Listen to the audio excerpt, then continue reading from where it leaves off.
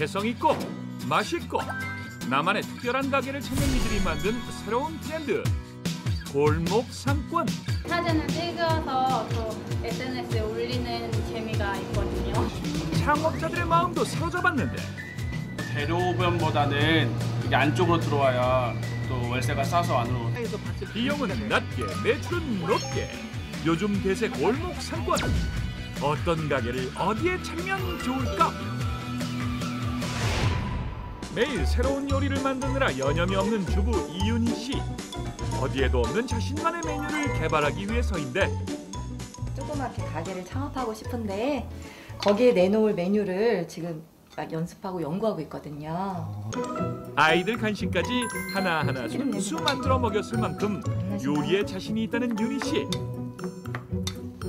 김 대신 김치로 밥을 돌돌 말아 맛깔스럽게 담아내는데 이 같은 슬로우 푸드 음식점이 그녀의 목표다. 소박한 꿈이긴 한데 저만이 할 수 있는 거를 창업하고 싶어서요. 그래서 이런 점포 1호가 제가 낸 점포였으면 해서요. 수년간 창업을 망설이던 윤희 씨가 결심을 새롭게 한 건 집과 가까운 곳에 새로운 골목 상권이 뜨고 있기 때문인데 그 먹거리 형성이 돼 있는 동네에는 기본적으로 권리금이 형성이 많이 돼 있잖아요. 거기까지는 금액이 안 되고 적은 금액으로 좀 작게 시작하고 싶거든요. 욕심 부리지 않고. 15년 차 요리사인 이용상 씨는 지금껏 여러 음식점에서 쌓은 경력을 살려 창업을 준비하고 있다. 1년간 서울 동작구의 한 골목 상권을 눈여겨봐왔는데 가게에 포차자를 알아보려고 지금. 퓨전 포장마차 고객층이 많은 데다 자신의 자금과 임대료가 맞는다는 게 장점. 이면도로 상권인데 한 10평 내외의 가게가 보통 한 5천에 한 월세 한 100에서 120 사이. 도전할 수 있는 저한테는 좀 잘 맞는 지역인 것 같습니다. 경의선 숲길을 따라 길게 조성된 공원 연트럴파크. 좁은 골목길에 가파른 계단, 걷고 싶은 길로 주목받고 있는 후암동 골목. 오래된 주택 사이사이 오밀조밀 가게들이 들어선 막리단 길까지. 최근 뜨는 상권의 중심에는 이처럼 골목이 있다. 창업 비용의 변화에서 보듯 갈수록 소규모를 선호하는 창업자들의 기호에도 맞기 때문 골목은 상권 분석도 달라진다. 기존 방식은 유동인구를 세고 간판을 읽어가며 그 지역에 잘 되는 업종과 경쟁 점포를 파악하는 입지 분석에 주력한다. 그러나 성공한 골목 가게들은 역세권 대로변이 좋다는 교과서적 상권 분석과는 다른 전략. 특히 새로운 홍보 전략에 기댄 경우가 많다. 그 SNS상의 입소문들을 통해서 호기심을 통한 나도 자극받아서 한번 가볼까 하는 그런 소비들의 주류 소비이기 때문에 한 달 전 골목 상권에 문을 연 카페. 다양한 음료와 프랑스 과자인 마카롱이 대표 메뉴다. 학부모님들이 많이 오셔가지고 구매해 주시고요. 또 직장인들이 점심시간에 오셔가지고 커피랑 마카롱이랑 먹고 있습니다. 직장 생활을 정리하고 마카롱 가게에 도전한 권현성 씨. 골목을 찾아 들어온 대신 SNS를 적극 활용했다. 문 열기 전부터 공사하는 모습을 SNS에 올려 궁금증을 주었고 매일 만들어지는 마카롱의 종류를 SNS에 올려 예약 판매를 하고 있는데 전략은 통했다. 오늘 많이 나가가지고 남은 게 이거밖에 없어요. 네, 다 없네요. 네. 맛과 품질을 항상 균일하게 유지하기 위한 한정 수량 판매 전략은 돈을 주고도 살 수 없는 희소성까지 더해져 인기에 한몫했는데 퇴근하고 오면은 문 닫혀 있고요. 점심시간에 와야 돼요. 되게 쫀득쫀득하게 맛있어가지고. 희소성에 끌린 이들이 사진을 SNS에 올리고 그걸 보고 또 골목까지 일부러 찾아오는 사람들로 골목 상권의 강자가 된 것. 문화 그리고 컨텐츠 등이 SNS라든지 매체들과 융합이 돼서 그 골목 상권을 만드는 모습이라고 볼 수가 있겠습니다. 골목 상권에서 입지가 좋다는 기준도 따로 있다. 작년 9월에 문을 연 이 식당은 골목 중에서도 반지하를 선택했다. 여기가 아니고 저 더 위에다 상권을 잡으려고 했는데 따뜻한 분위기의 컨셉을 원해가지고 찾다 보니까 이제 반지하가 되게 생겨가지고 한층을 내려가야 나오는 음식점 입구. 앤틱한 가구로 꾸며진 가게 내부는 일반 식당과는 조금 다른 느낌. 월세가 시세보다 저렴한 이유도 있었지만 반지하의 분위기가 더 마음에 들었다. 여기가 이제 저희 메인 자리거든요. 여기 저녁 되면은 밖에서 안에가 다 보여가지고 오붓하게 얘기도 할 수가 있고 소개팅하기 딱 좋은 자리인 것 같아요. 상권의 입지가 좋다는 것은 주택을 볼 때와는 다르다. 반지하층은 사람들 눈에 잘 띄고 사생활 침해가 된다는 이유로 집으로선 인기가 없다. 하지만 가게가 되면 이야기가 달라진다. 눈에 잘 띈다는 것은 곧 손님들의 발길로 이어지기 때문인데,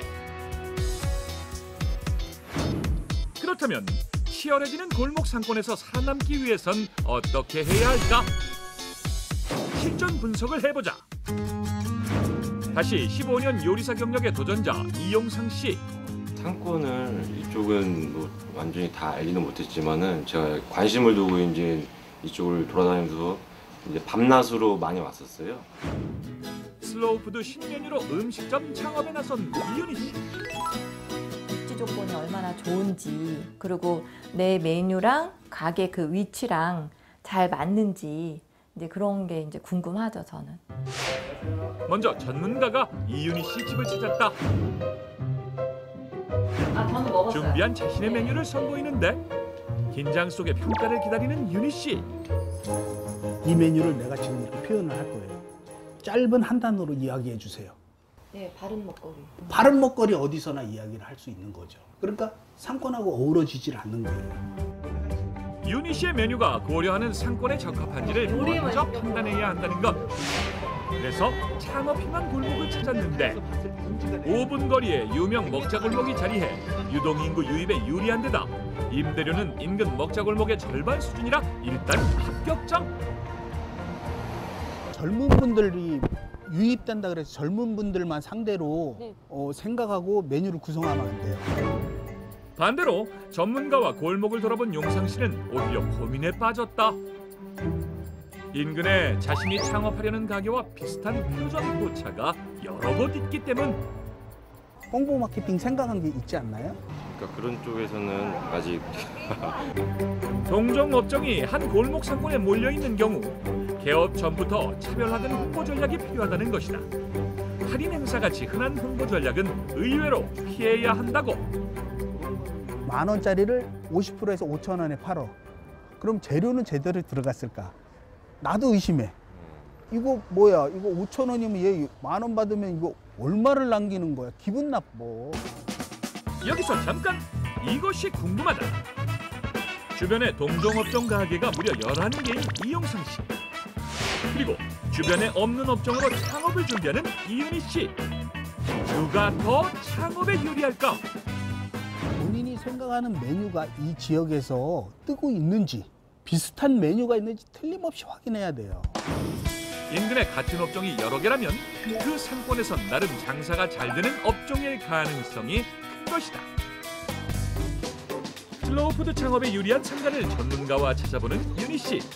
이때 호기심을 자극하는 가게가 있으니 이렇게 코너가 이렇게 깎였는데 저기 같은 경우는 이렇게 각이졌잖아요. 도로 모퉁이에 위치한 건물의 경우 운전자와 보행자의 시야 확보를 위해 한 번 더 각을 주도록 되어 있다.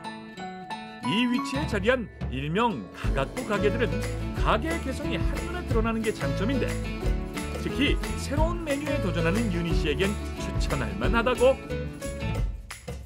잘 보이잖아요. 인지하기 쉽고 들어가기 편리하고, 그래서 다들 각지를 선택을 많이들 하시죠. 하지만 새로운 상권의 소비자와 창업자들의 눈이 쏠리는 순간 어딘가는 상권이 지기 마련. 얼마 전까지만 해도 대한민국 최고의 패션거리로 꼽혔던 이곳도 이젠 비어있는 가게를 쉽게 찾아볼 수 있는데, 그런데도 한 번 오른 임대료는 떨어질 줄을 모른다. 이력이 3만 원이 넘는 것 같아요. 10평 보시면 월세 500, 가격이 50. 이 높아진 임대료를 견디지 못한 임차인들은 다른 상권을 찾아서 이동을 하게 되는데, 이런 부분 때문에 상권에서는 사실은 알고 보면 마이너스 되는 요인들이 발생을 하게 되죠. 근데 특히 골목 상권은 이런 유행과 변화에 더 민감하다.